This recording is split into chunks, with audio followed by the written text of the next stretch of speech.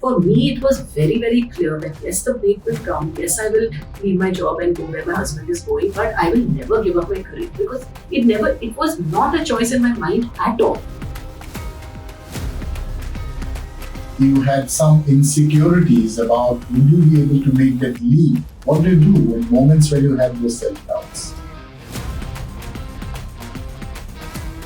I think we just need to be genuine, true to our work, do the best we can in whatever circumstances we have because we never know who's watching us. Somewhere it is still being believed that because of diversity, we promoted or rewarded or awarded less competent people, which is so untrue. What's the best piece of advice that you have ever received? From Shakespeare in Hamlet, when he says that to thy own self be true, and as surely as day follows night, you cannot be false to any man. Apurva, welcome to the Leadership Podcast. Thank you, Prasanjit.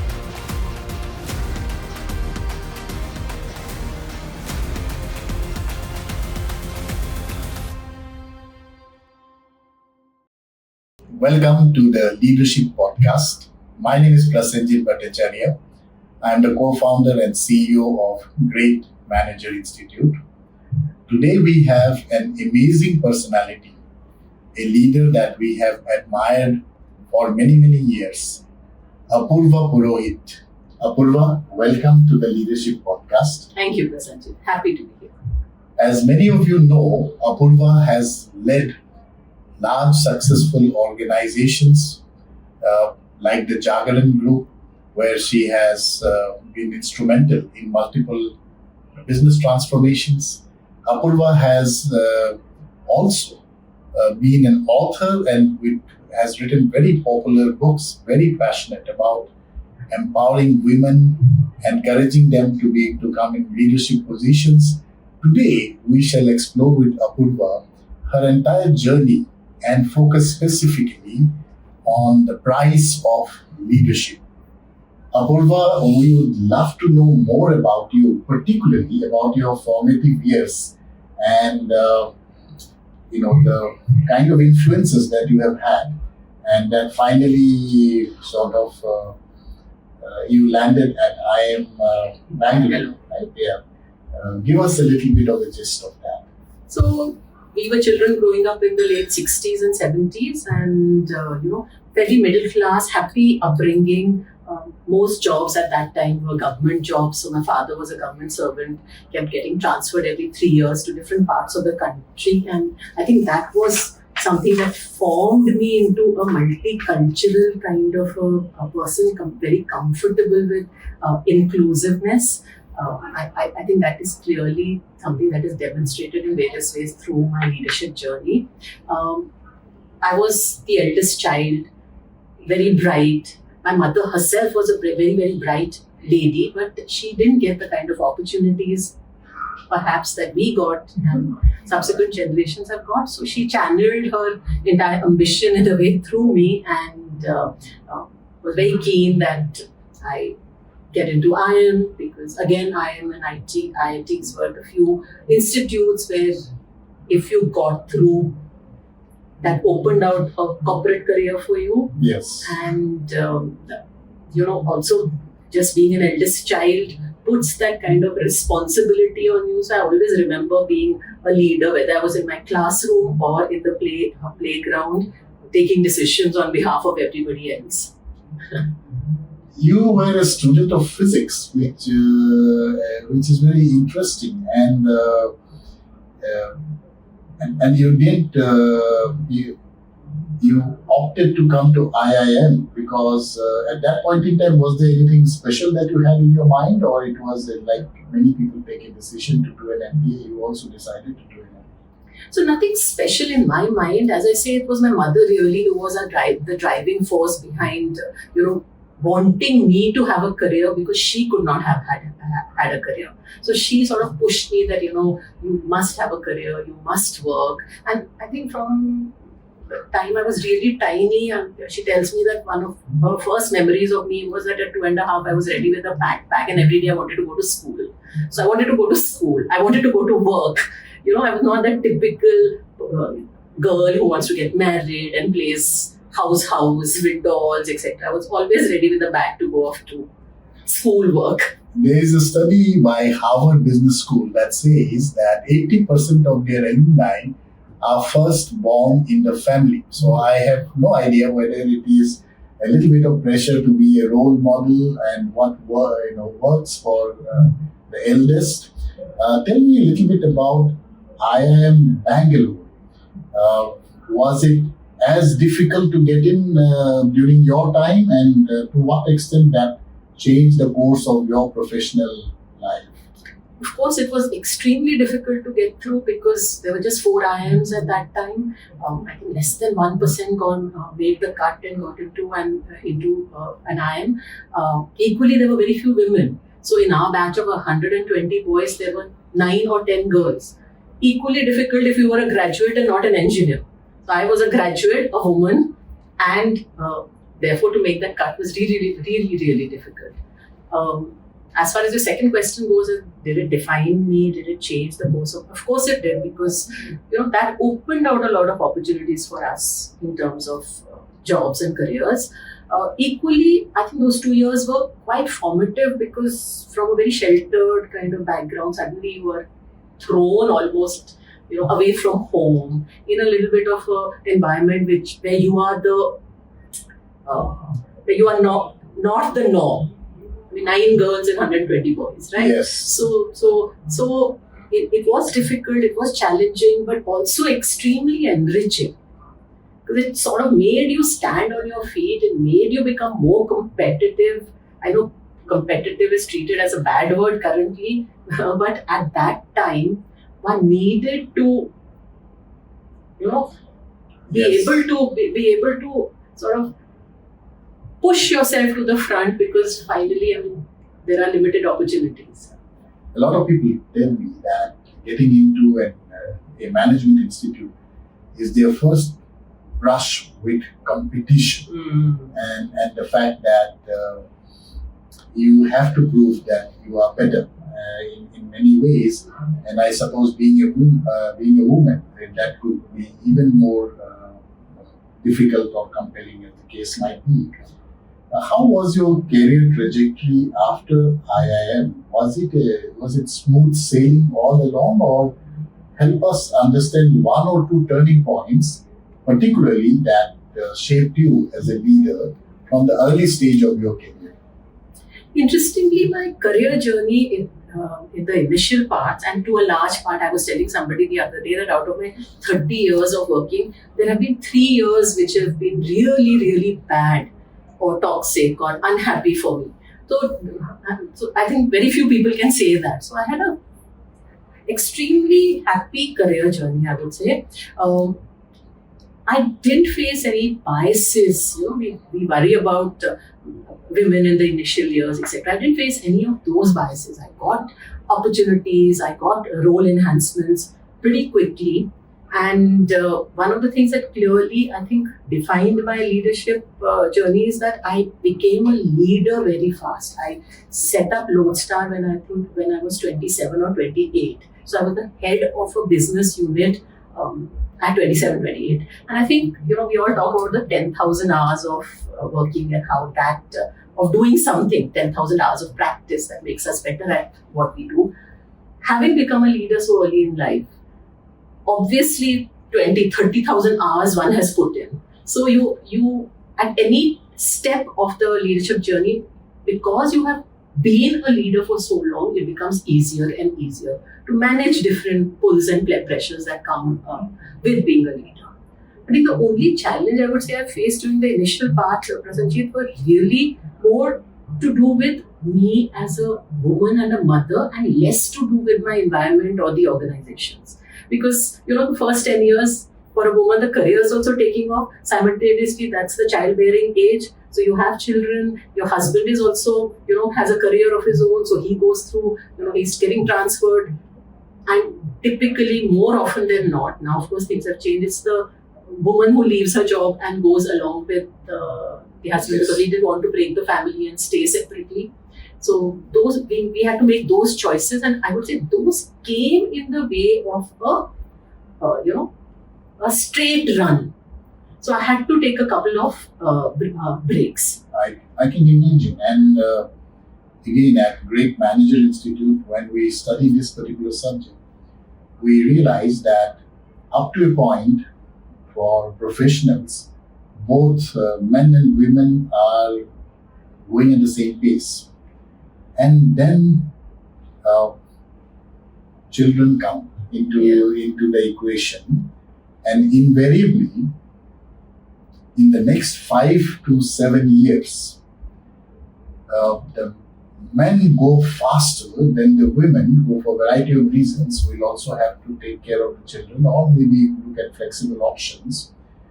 And that period of 5 to 7 years almost becomes unsurmountable for most women, to the extent that if the husband starts earning 4 times more, then you sometimes can take a conclusion that I might as well stay and and then find reasons to productively spend your time at home.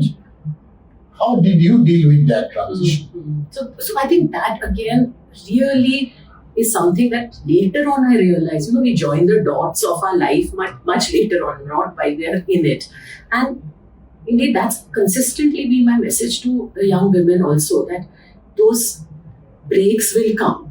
Now, it is a choice you are making in your mind. The breaks are there. You are the one who's going to give birth, right? It's not your husband. So, those breaks will come. Now, the choice at that moment, as you just said, is, do you say that I will stay the course, come what may, or no, now this break and now one more reason not to go back to work, one more excuse not to, and then you slowly start losing your self-confidence, etc. For me, it was very, very clear that yes, the break will come. Yes, I will leave my job and go where my husband is going, but I will never give up my career, because it was not a choice in my mind at all. It was not either or. It was always and. I will have a happy family life and I'll have a corporate career. For most women, it's almost as if society is also telling them, and they themselves also believe either I can be a good family person or I can be a good corporate person. No man is asked this question, or told that, now that you're working, are your children getting enough attention? Nobody asks this of a man. No, absolutely. And I remember we all go through the same situation, and I have 2 kids. But from the time they were infants, babies, as we raised them, one thing was very clear in terms of our communication, that mommy goes out to work, daddy goes out to work. Mm-hmm. And of course, we make sure that if somebody is going on tour, the other person stays back, and of course, those kind of things.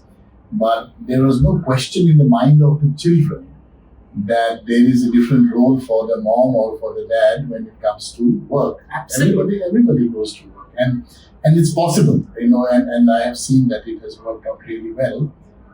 In my case, when did you, as you sort of focused on your own career, when was the first big break for you as a leader, or that when you look back, you see that has made a big difference in your development? I think the defining breaks, there were 2 of them. One is when we set up Lodestar, one of the largest media agencies today, when I was 27. So I got that opportunity to lead something, create something at that young age. The second was when I got my big break in my media career, where after running Lodestar, I got the opportunity to become the president of ZTV. Okay. So that was really the step up and quantum leap in my career.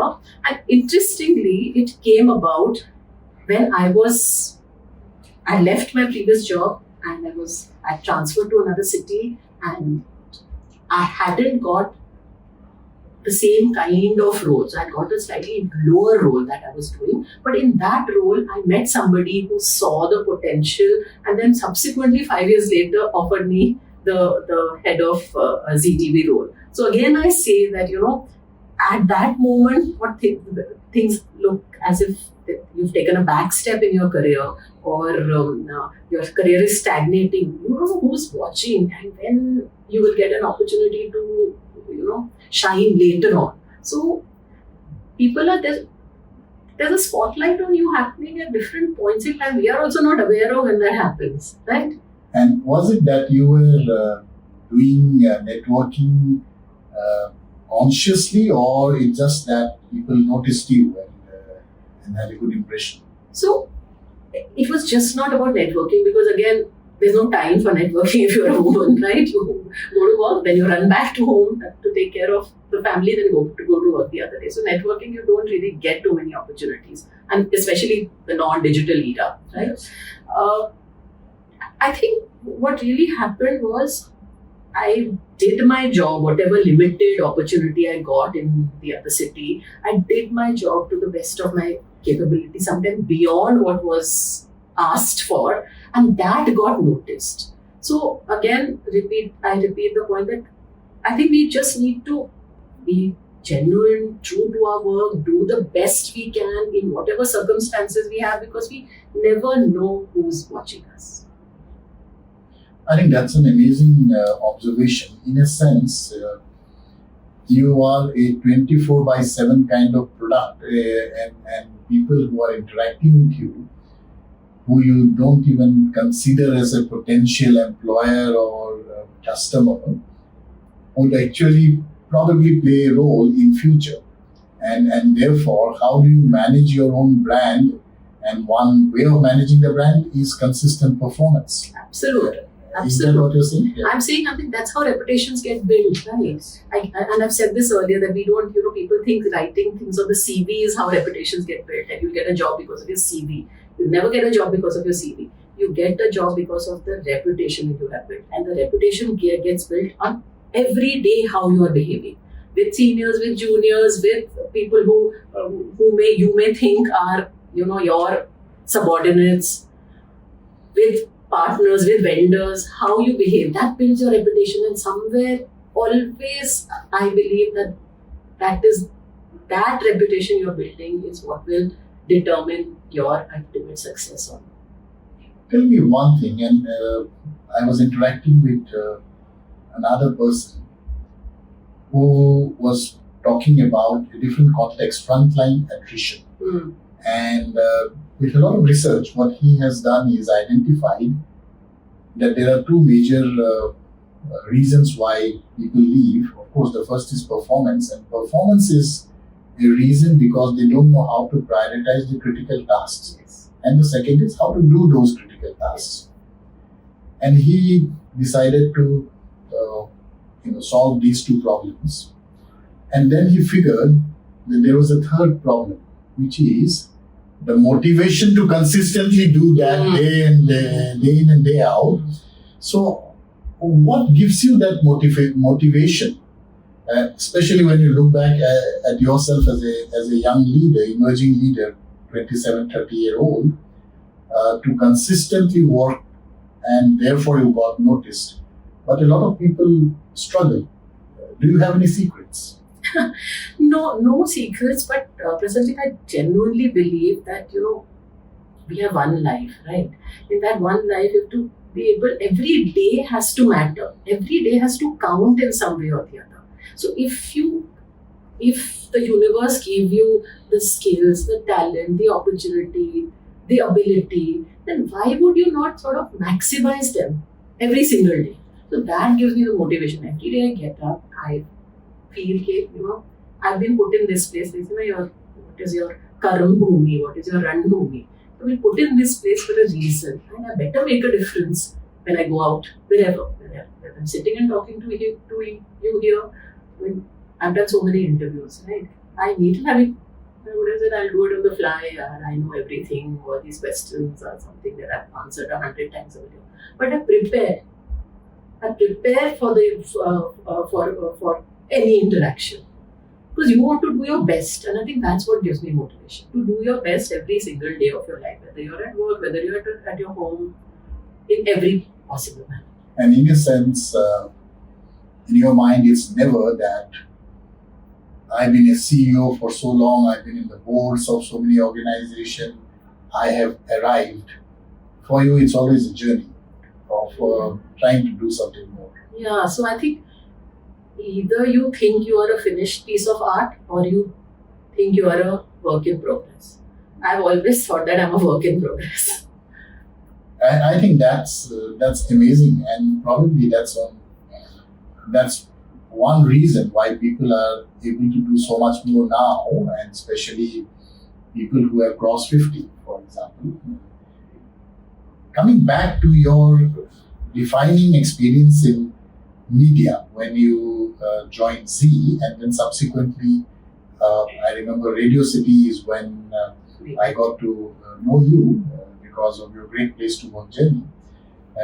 And then, of course, being the president at Jagran Group, is there any specific challenges which are media related and which actually made a big difference to you as a leader? Give us some sense of the leadership challenges. So media is an extremely interesting field. That's one place where you get to sort of work both with the right brain and the left brain. So you're working with creative people, you're working with business managers, you're trying to achieve sales at the same time put out a creative product. So I think it's a very fascinating and interesting field. And of course, it's gone, as has every other industry, through its own set of challenges. Sometimes internal to the industry and sometimes external to the industry, as we see currently with the digital onslaught that traditional media is facing. So, and I've seen everything from Doordarshan to digital. So I've seen all the transitions that media has gone through. I would say the couple of challenges or big challenges that I faced, one of course was, when I took over as president of ZTV, ZTV had gone through from being a leader to completely being at the bottom of the ratings and rankings because Star Plus had come in, new, KBC had just launched, etc., etc. So how do you, knowing that you're fighting a very, very tough battle, how do you sort of change the mindset of yourself and the team from the erstwhile leader to now a follower and still keep the team's morale up and keep making them innovate and do things? That is a very, very important and vital lesson I learned. Very difficult few years at ZTV, but I think we managed to sort of stem the downward flow. The other, of course, again, a transitional phase was when Radio City got bought over by a private equity fund. So it was owned by the Star Group, and then it got bought over by a private equity fund when private equity was, nobody knew, everybody thought of them as, vultures or, difficult promoters to work with. Long, long ago. For me, I was parachuted when Star sold to the private equity fund. I was parachuted in as the CEO, and it was very difficult at that time because suddenly there are new promoters. The team doesn't know what's happening. It was a messy transition. People were leaving every single day. The brand was a very powerful brand. Radio City was a very powerful brand, but behind the brand, it had always been just a adjunct to Star. So it was just being run as a department. To set it up as a full-fledged business organization, to ensure that people didn't get demotivated by this transition. There were old loyalties that were operating at that time, so you had to keep in the front. You can't suddenly switch off the radio station, right? You have to keep that going. And at the back, there's complete mayhem. So how to sort that out, it took us 2 years, but I think we did a good job. And was that one of the reasons why you became the president of a much larger group, Jagran Group? I did. I think there were two reasons. One is the management of this entire transition, and I've managed several transitions post that. Equally, it is how after the transition for the period of 7-8 years till the private equity fund owned Radio City, how we ran Radio City. And I think a lot of lessons learned in that first 2 years of mayhem, especially around culture building, which sort of helped me, Prasenjit, over the next 10 years to build a very powerful culture, very powerful people-oriented organization, which then delivered profitability. So the fact that culture will drive business results, something theoretically I always believed in, But I actually saw that happen through the 10 years of running Radio City. And then, of course, Jagran happened. Help us to understand a little better. What does a leader or a CEO actually do to build the kind of culture that you want? For example, everyone wants customer centricity, everybody would like to have speed, collaboration, respect for people. But how do you actually go about building a culture like that? So it's not easy because, it sounds very, very simple. We'll have a beautiful culture statement, we will say these are our values, this is our vision, and then everybody will abide by that, and that's how cultures get built. Actually, that's not true. Cultures get built on the small things you do every day, the rituals you implement, the points that you make the team understand are important. So, of course, on the one hand, there are business results. On the one hand, there are, top line and bottom line and those kind of metrics that you want the team to be aware of so that they can chase them. Equally, there are certain things that you have to deliberately, and I use this word carefully, deliberately do to build a culture. So I'll give you a small example. So when that entire mayhem was happening, when the transition from start to private equity was going on, a lot of people were leaving. And I had some senior RJs walk up to me and say, this is my resignation. If you don't give me an increment, or if you don't give me a promotion, or if you don't give me more money, I'm going. And I'm going tomorrow. Now, I'm battling a huge attrition. I'm battling the brand which has to keep running. And in the front end, there are a loyal set of listeners. And there are people here who are saying that, you don't give me this money, I'm not going to be there tomorrow morning on air. And it was very difficult for me to do it. I spent sleepless night, but the next day I told the RJ that, thank you so much, but go. Because if I do this once, I'm going to do it for everybody, then I'm actually rewarding disloyalty. What about the scores of RJs who are not coming up to me with this? So you go. So how will you manage? I'm your biggest RJ. I said, we'll figure out. Maybe I'll go on air and do the show myself, but please don't come from tomorrow. And that immediately sent a signal that two things, that you can't take this person or this organization lightly. We will figure out, and it also sends out a message to the people who are the quieter folk, who are not walking up to you and throwing these aggressive tantrums. They say, oh my God, this is someone who will believe or believes in fairness. I think those kind of activities and stands that you take through it's so easy to give into one exception. Oh my God, this is my biggest sales head. He gets the maximum revenue. Let me give him a promotion out of turn. But one exception. But exceptions spoil cultures. I think that's a very fundamental thing that you have said. And we have seen it in hundreds of organizations again and again, that building a culture is all about role modeling by leaders. I remember having a conversation with Apurva many years back, where we were discussing two statements in our survey. If you remember, one is management's action match their words, and the second one is management keeps their promises. And you explained to me the difference between these two words by giving a very interesting analogy about that lyric that says, "Jo wada kiya wo nibhana padega." And what you said was that कुछ वादे होते हैं जिसे आप कर नहीं सकते, जिसको निभाना पड़ता है जिंदगी भर. Which means that there are some things as a leader which is living your values. I'll not succumb to blackmail. Fairness is a core value. You have to live it 24/7. Absolutely. And that's how cultures are built. Surely that is also how cultures are destroyed, when leadership does not display the kind of values that they talk about.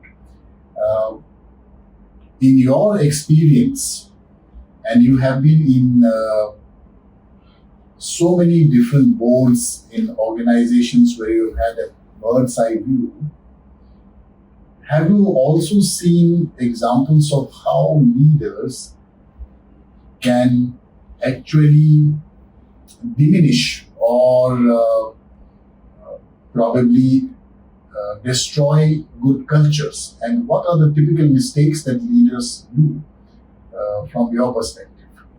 I think a couple of things happen, and again, as you rightly said, I've seen various transitions, M&As in my own corporate life, and as well as on boards where organizations are being bought, sold, merged, etc. And I think there have been good leaders who have run certain organizations well, but when these kind of mergers and acquisitions happen, somewhere they lose sight of what is the greater good. Then it becomes so much about me, about my requirements, about me being the CEO, and about me being the master of this little piece of land. Suddenly, you're part of a larger whole. And then being part of the larger whole may be very good for the rest of the organization. It may be very good for the brand. It may be very good for the larger good, but it's not good for you individually. Because now you're just one of the 7 CEOs, not the... And that's when the ego comes into play and they are not able to wrap their head around it. That is one big mistake I think many leaders make, where they are not able to recognize what is good for the organization versus what is good for them. You mentioned about ego, and I'm going to ask you that question about how do you manage your ego, because as long as you are a CEO and you are on the boards, you probably would get a lot of respect from people. People will behave with you in a particular way. Yes. Tell us, how difficult has it been for you to make the transition now that you are the co-founder of a business of your own? Tell us about the Aazol story. And did you have to change some of your own mindsets that you had developed as a leader over decades? So we started Aazol as a social impact venture, where we said that, after, and especially me, I said I've worked for 35 years, got a lot of opportunities, got a lot of resources, and if you don't give back and share back in the resources, what's the point? What's the point of having got opportunities? So how do I work with the bottom of the pyramid? And I focused on rural women and create employment for them in the villages that they stay. Otherwise, they will then migrate to towns and leave their children behind, and then it creates all kinds of issues for them and for the kids, including the overpopulation in urban areas. So that's how we started Aazol. It was a grand purpose. I want to create impact. I want to help society, right? So you start with all those grand visions. But actually, when you go to implement something, you realize that anything that you start, you have to start from scratch, right? So you're starting with zero revenue, zero office space, zero employees. And from there, you have to rebuild. Now, as I told you earlier, Pradhanji, I became a leader when I was 27. I'm 57 now. So 30 years I have been a leader. And suddenly, from being that person, you walk in with 1,000 people reporting into you and five CEOs working with you, suddenly you're there on your own with not even an assistant. So first few months and weeks were very, very difficult, because you're saying, oh my God, do I have to now go and take a printout? I don't even know how to take a printout. I have to now, manage my own calendar. Excel sheet, projection, and so on. Everything one has to do oneself. So luckily my son is my co-founder, so he was there as a good motivation, but I still had to do many things myself and without any support. So that is the one difficult transition to make. I think the even more difficult transition to make is, you've always been someone. Head of Lodestar, president of Jagran, CEO of Radio City, president of the Radio Association. You're defined by the tags. Now suddenly, who are you? What is Aazol? I've never been out of it. And how do you deal with that? And that requires a lot of internal re-engineering. I would initially go for meetings saying, first give a 15-minute lecture on who I was. But that's irrelevant to the person opposite sitting with me. It doesn't really care that I was president Jagran. You've come to sell Aazol to me. Tell me about Aazol. So it takes huge amount of effort. But then every day you have to tell yourself that, I set up Aazol for this grand purpose, this big reason. That is where I have to focus rather than who was Apurva and now no longer is she president of anything. This is very common with people in their second innings. Particularly the second innings is very different from the first one. As you know, I was the founder and CEO of Great Place to Work, and I relinquished my CEO role. And now I am no longer the owner of Great Place to Work, and we set up Great Manager Institute. And there is always this fear, maybe the first time was a fluke, maybe I was lucky, maybe, and this is not exactly the same business, it is different technology and all kinds of stuff. How do you deal with those thoughts? To what extent you had some insecurities about would you be able to make that leap? Because this is not a media kind of business that you are trying to build. Yes.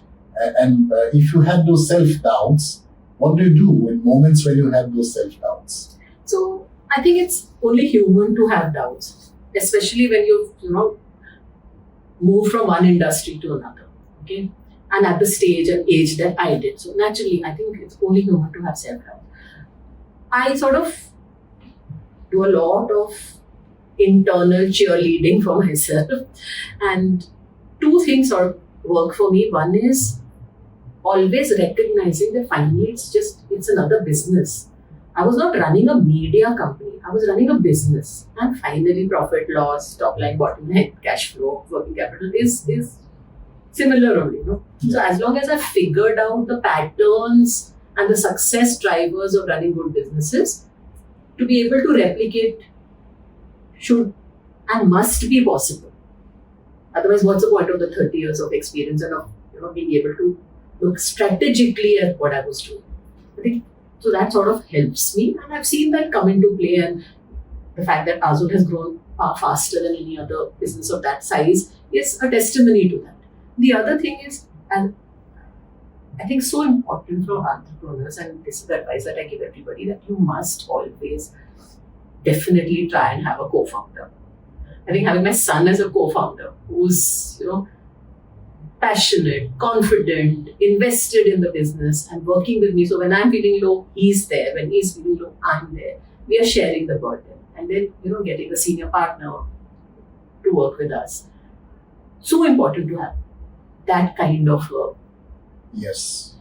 And it's that camaraderie. It is the feeling that there is somebody that makes a lot of difference. Yes. Because often as a founder, you don't have anybody. Yes. And it's not as if there are, some executive coaches who are coming and helping you to deal with your issues. As we come towards the end of our conversation, on this topic of self-doubts, etc., again, I'm going to link it back to why do so many women, even from institutes like IIMs, drop out? And why do they hesitate to come back and then focus again on their careers? Do you have any observations and do you have any advice for women in particular? So increasingly over the last several years of presenting, what I'm seeing is a difference in when women used to drop out earlier. So earlier they were dropping out, as we discussed, at that, the initial phases, the first 7-10 years because of childbirth, etc., etc. I think lesser women are dropping out then because the organizations are providing support. They are pretty much sure that they want to have a career, the younger generation.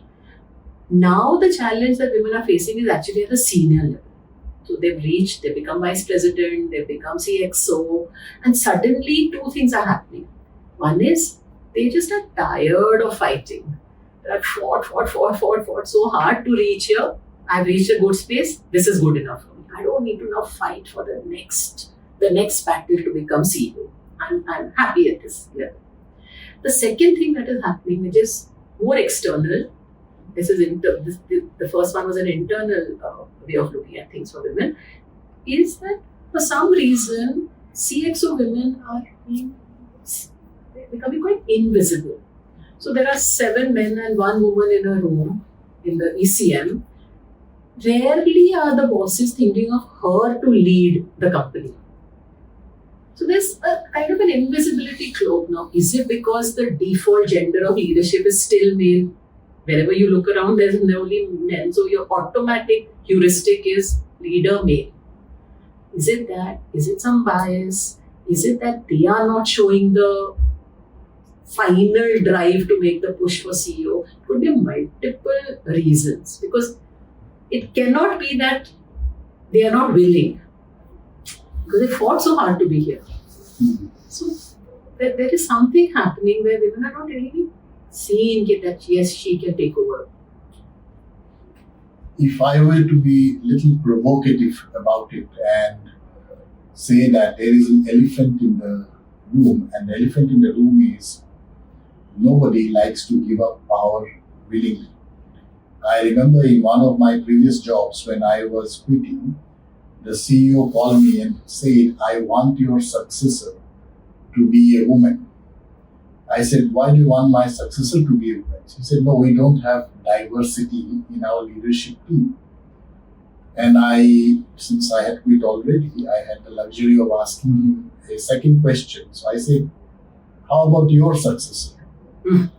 And that's when it struck me that most CEOs might like to have more women in their leadership team, but rarely think of their successor as a woman. And is that something which you have also seen, or in terms of have some diversity, but when it comes to the CEO, we don't have anyone ready yet. What's your? No. So I don't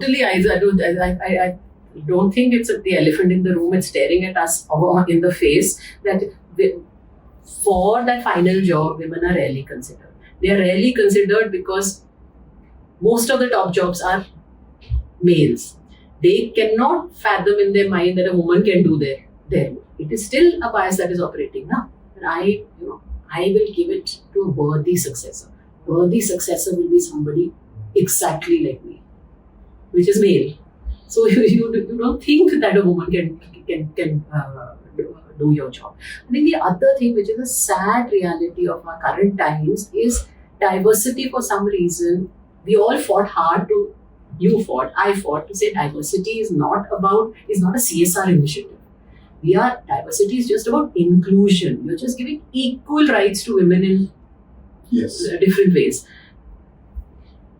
Somewhere it is still being believed that because of diversity, we promoted or rewarded or awarded less competent people.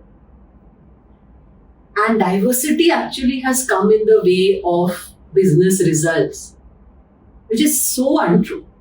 But increasingly, what people are saying, and we are reading that every day in the paper, people are saying, it has become a big political issue. Yeah, that diversity is because actually results in incompetent people getting promoted. I would go out as far as to say that one woman in the room is more competent than the other 7 men who are sitting along with her. She's fought doubly hard to be there. Yes, and so it is absolutely surprising that making organizations completely non-representative of the larger society in which you are operating and selling your products, etc. Absolutely. And then saying that is merit, which essentially means that all your customers and everybody else is not merit. Exactly. Right? I think we have time for some very quick rapid fire questions, and I'm not going to give you enough time to think, so whatever comes to your mind first. Looking back, is there any leadership lesson that you wish you had learned earlier in your career? Yes, that building connections is important. And when you say building connections, it is not just within your organization, it is around outside. What's the best piece of advice that you have ever received from someone? From Shakespeare in Hamlet, where he says that to thy own self be true, and as surely as day follows night, you cannot be false to any man. Oh wow, amazing that you remember that, and that has something that you have imbibed. One book that every leader should read. Factfulness by Hans Rosling. It really shows how you can look at data objectively. How you must look at data and numbers, because numbers don't lie. And if you were to summarize your own leadership philosophy in one word, what would that be? Or one phrase? Two phrases, Prasanjit. Yes. Tough love, and the ability to balance various things.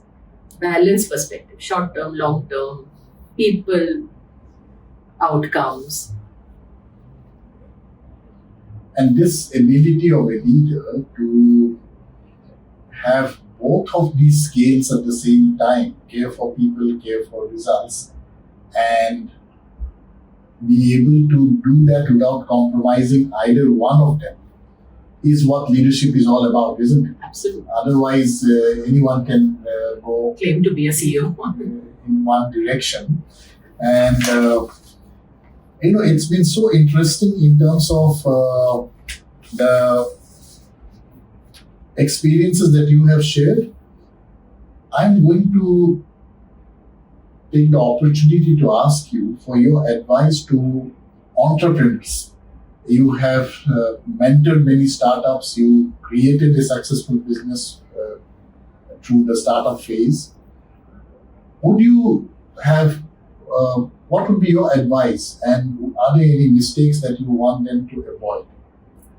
Two things. So, firstly, Prasanjit, I think a lot of entrepreneurs start with a lot of passion. They have a purpose in mind. They have a clear goal that they have that they are seeking.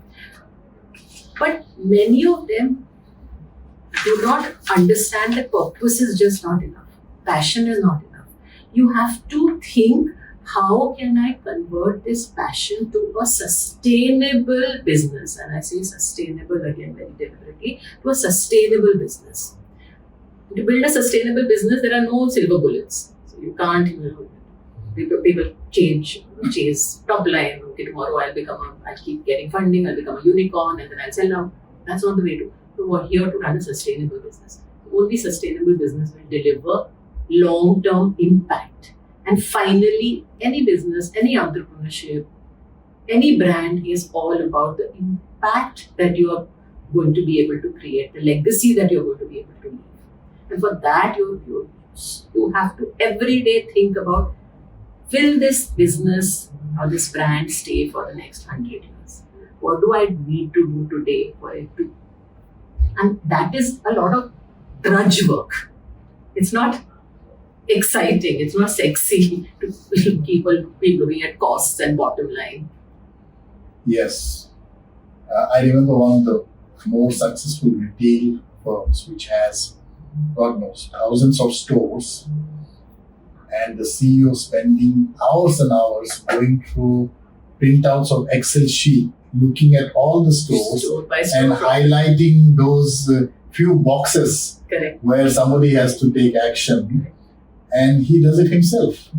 And if you were to look at the legacy that you have left, and you do a little bit of fast forward, what would be the legacy that you would really love it if people say that this is what Apurva Purohit has achieved? One thing certainly is that I've always been a teacher. As a boss, I've been more a teacher than a CEO. So I would love that many people who worked with me would one day become good human beings and good leaders, especially the women. Whether they are the leader of a business or their own entrepreneurship or their own life, that doesn't matter. But become good leaders. I think the second legacy is really around Aazol, where I'm wanting Aazol to be a very big scale social impact, that lakhs of women get employment through the Aazol journey. That is so inspiring, Apurva. Thank you for being you, and thank you for being with us in this podcast. Thank you, Kasim.